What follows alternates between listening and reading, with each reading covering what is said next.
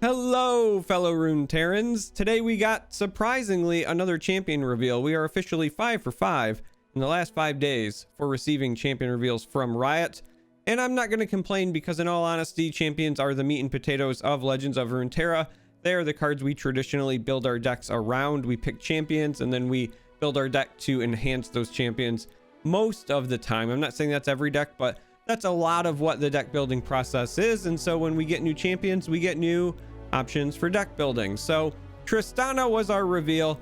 She is a 3-cost Yordle, and what's interesting to me is that she is only in Bandle City. Many of the Yordles have been multi-region, and even old existing Yordles like Teemo and Lulu and company, they got pushed into multi-region, but Tristana here is only Bandle City. But don't worry, you're still playing her with many regions, as you will see. So she is a 3-cost 1/3 with quick attack. Naturally, she's a 3-cost champion, so she's got to have quick attack, right? I know there's some exceptions, but let's be honest, the number of 3-cost champions with quick attack is kind of absurd at this point.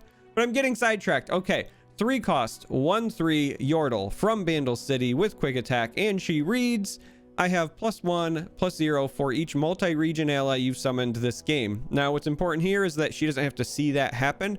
That is just whenever you play her. But also, when you summon a multi-region ally, grant it +1/+0. So she is going to enhance the new multi-region allies that you summon after she's in play. So she's going to get the buff regardless of whether she's in play or not. And then she's going to buff your additional multi-region units when you play them. Her level up condition is you've summoned 4 or more multi-region allies. Now, what's interesting here is they do not have to be a part of different regions, right? You don't have to do, one Bandle City, one Shadow Isles, one Bandle City, one Piltover and Zon. You could just summon 4 Shadow Isles and Bandle City multi-region allies, and that would still trigger her. So she doesn't care about the uniqueness, just the quantity. Now, the other thing to consider for her level up condition is that she doesn't need to see it to get credit for it. She functions very similar to Lee Sin or Gangplank or any of these other champions, where they will get credit towards their level up when they are not in play. So you can play her and she might instantly level up if you have summoned a number of multi-region allies. What is kind of interesting about her is she does get the standard +1/+1 when she levels up, but that's her base stats. She does maintain that kind of passive ability or aura where she gets the +1/+0 for each multi-region ally you summon in the course of a game. She also maintains the ability to buff other multi-region units that enter play, but what she gains at level 2 is the ability to grant impact as well. So multi-region allies, when they enter play, when she's leveled up, get +1/+0 and impact. I love the flavor here. If you've played League of Legends, you know that her passive ability is that when she kills a unit or kills an opposing player, for example, they kind of explode and deal incidental damage.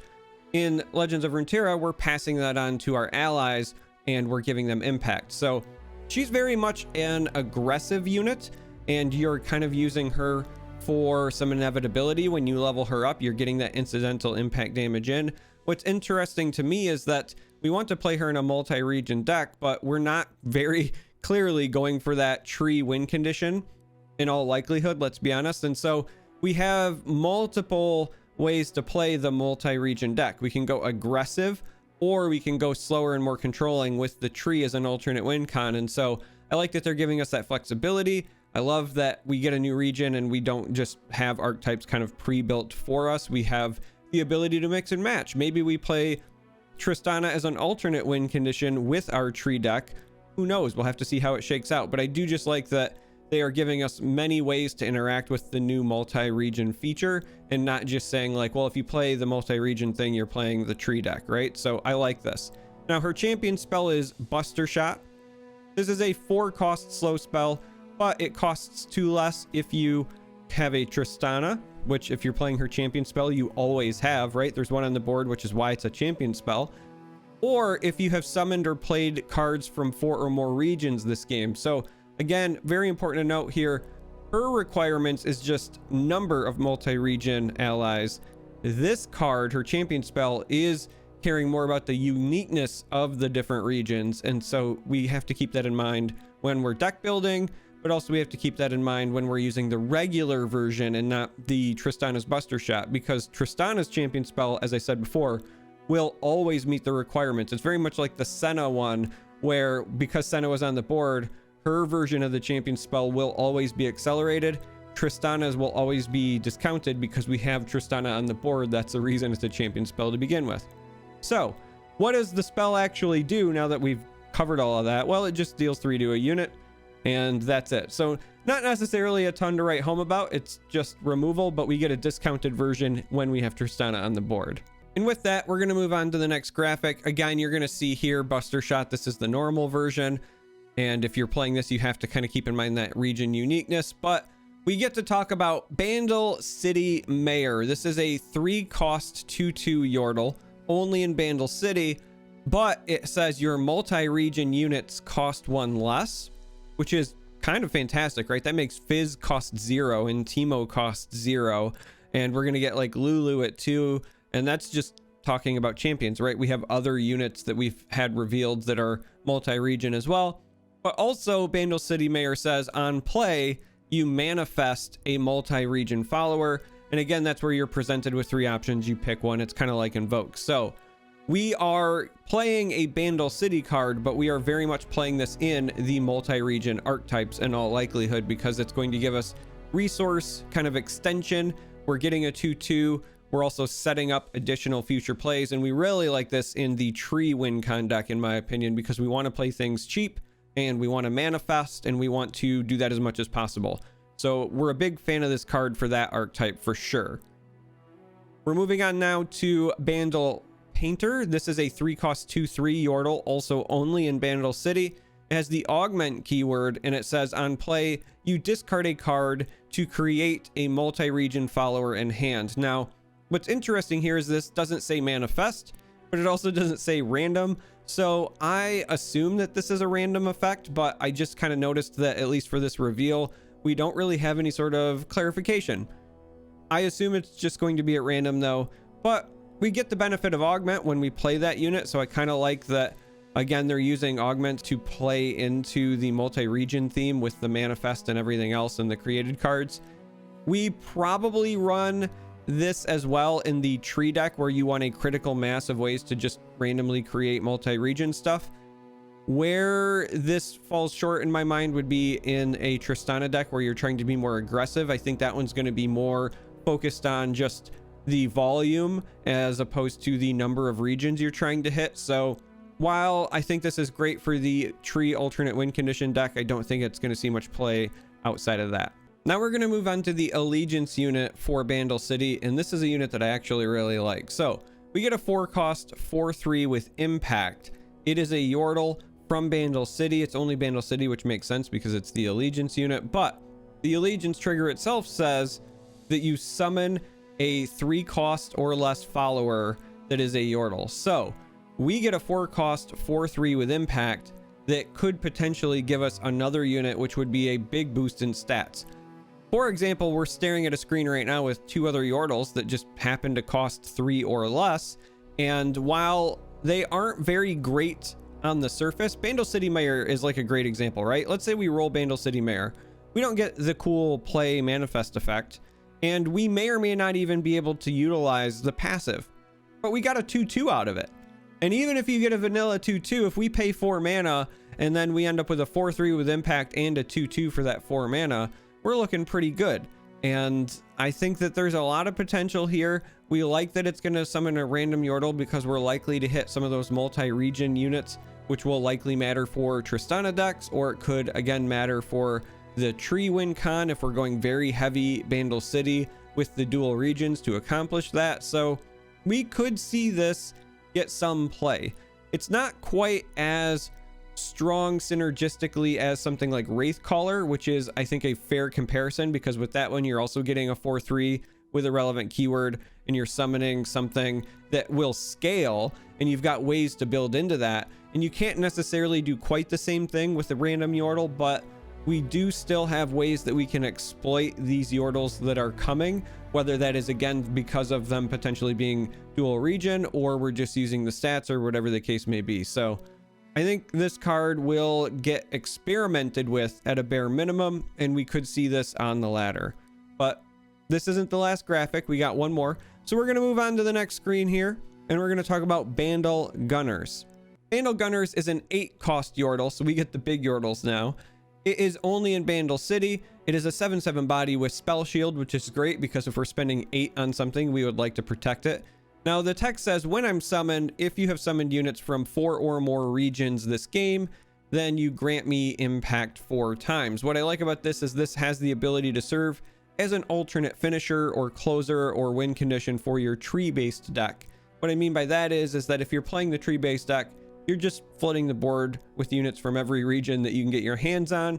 You're trying to find the tree, but if your opponent destroys your tree, you don't draw it, whatever the case may be, we might need a different way to win the game, and that's where this comes into play. We can play this even when it attacks, you might still get the 4 damage in when it's blocked. If it's not blocked, you could deal as much as 11, which is a very fast clock on an enemy nexus. And so I think we like this card for that list. I don't think we run 3 of them because we don't want to draw them very often, but we like having the alternate option. And I think that it will at least at a minimum warrant testing in that deck. Now, this next card is one that I am a fan of in theory, but we're going to have to wait to see it in practice, or we're going to have to wait for more reveals. So we have Double Tap. This is a 6-cost Bandle City fast spell, and it reads, an ally strikes an enemy, which is great. We love seeing strike spells at fast speed outside of Demacia for once. But it also says if the ally is multi-region, it strikes the enemy again. And we could say, wow, there's some great potential use cases for this, and we can now justify the cost of this being 6, where we would naturally compare it to something like Concerted Strike. Concerted Strike is 5, but we require 2 units to do the strike.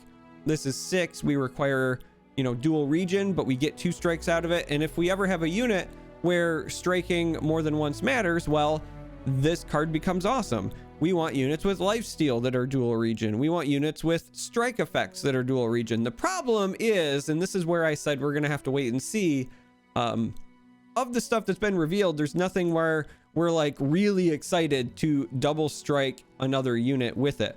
We have plenty of things with like Nexus Strike. We'd love if Teemo could hit the Nexus twice, right? But when it comes to striking other units, we don't really have many great use cases yet, at least that have been revealed. We're gonna have to keep our eye out for the rest of this set and for future expansions as well, where we could end up seeing this become a great card. Like it has its moments. I think it could shine, but we're not gonna see it right now today. We're going to need another reveal or another expansion to get there. So I like Double Tap in theory, but in practice right now, we're not super excited. Yordles in Arms is our next card. This is a 5-cost slow spell from Bandle City, and it reads, give allies +2/+2 this round. If you have summoned or cast cards from 4 or more regions, give allies +4/+4. What I find interesting is this is the first one where it has cared about casting cards, so we're going to count dual region spells for this. And outside of that, I don't think that we are terribly excited for this. I like the +4/+4, but it is still 5 and it is slow and we don't get overwhelmed. If this card granted overwhelm, we would be far more excited, but it doesn't, so it's not quite like Time of Triumph from Artifact where you're just closing out games when you play it. And you have to remember it is give and not grant, so we're not getting this permanent bonus. We've seen similar spells in the past from like Demacia, and we've not seen them make a big impact in the meta, and I don't think anything changes here. We're going to move on to Group Shot, which is a 1-cost fast spell from Bandle City, and it very simply reads, deal 1 to an enemy. If you have 4 or more allies, you deal 2 instead. So from a flavor standpoint, I really like this card. We get to gang up on something if we have a horde of units, but what I don't like is that in practice, this feels very off to me. If we have 4 or more allies on the board, we're likely playing something aggressive, in which case we want our damage spells to deal damage to anything. We want to be able to use it as reach, as burn. We want to finish off that nexus. We don't really want to draw 1-cost spells that may or may not be good removal when we're trying to pressure our opponent. We don't really get a ton of extra value out of this outside of having 4 or more units on the board, so I just don't know where this fits, right? If we're playing a control deck, we're not likely hitting that 4 or more requirement, so we're not even benefiting from having access to cheap removal. I just don't know where I would want to play this right now. Now, I'm not saying it won't see play. I could be entirely wrong, but I just want to feel like, oh, there's an obvious place where I want to play this, and that doesn't exist in my mind right now, so we're gonna have to wait and see. And it's obviously only Bandle City, so we're not like jamming this into Ezreal Draven, for example, or anything like that. It's also only enemy, so we can't even use it to like self-ping if we wanted to play it in like a Vladimir deck or a Braum deck or whatever. So I think that the limitations will hold this card back, but the next card I don't think will be held back. I like this card a lot. This is Purpleberry Shake. This is a 1-cost burst spell from Bandle City, and it very simply reads, grow an ally to 3/3 this round. The natural comparison is going to be to Suit Up, because that's another card that will just grow a unit. However, what we have to remember as far as the cost difference goes is that Suit Up is permanent and Purpleberry Shake is only for the round, which is why it's so much cheaper. But with that being said, it's also very versatile where we would want to use this. Teemo is a great example, right? We want Teemo to potentially hit for 3 with elusive, so we could play this and go on offense. We also want to protect Teemo from mystic shots, so we could play this and then he jumps up to a 3/3 and he survives. So we get multiple ways that we can use this card. It's a bit of both worlds as far as elixirs go when you have 1/1s, and we want to protect our Yordles. This is a great way to do it. I'll be honest, I just love the flavor. I love the idea of a little Yordle getting jacked on a protein shake and then just, you can see it in the art, right? Just hulking out. I just think it's absolutely adorable. But that's it for today's video. That was the last reveal of the day. So I want to hear from you. What do you think of Tristana? What do you think of the other reveals? How do you feel about Bandle City getting these single region cards that are also supporting the multi-region archetype? I want to hear it all. But again, if you made it this far, I appreciate you. Thank you for watching. And until next time, may you walk on warm sands.